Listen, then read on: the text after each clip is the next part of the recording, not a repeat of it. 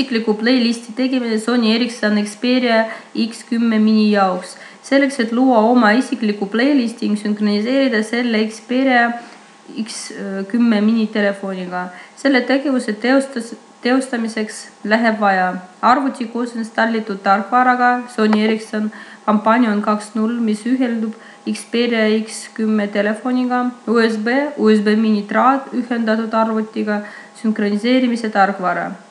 Esmajärjekorras tuleb käivitada tarkvaraga Sony Ericsson Companion 2.0 ning avatud aknast tuleb vajutada nupule Media Go, mis asub esimeses tulbas.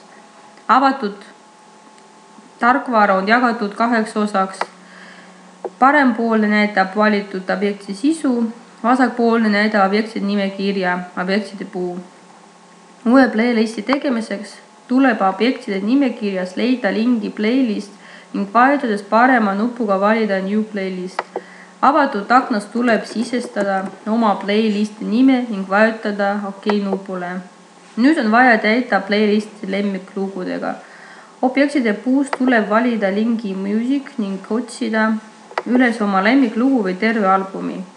Lemmiklugude lisamiseks oma playlisti tuleb valida vähemalt 1 lugu. Seejärel akna allpool tuleb valida oma lemmiklistist ning vajutada nupule Add to. Lugu eduka lisamise tulemusena valitud loo vastas ilmub sinine linnuke.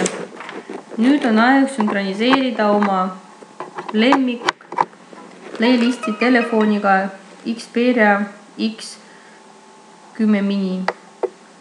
Alguseks tuleb ühendada telefoni arvutiga kasutades USB mini traati.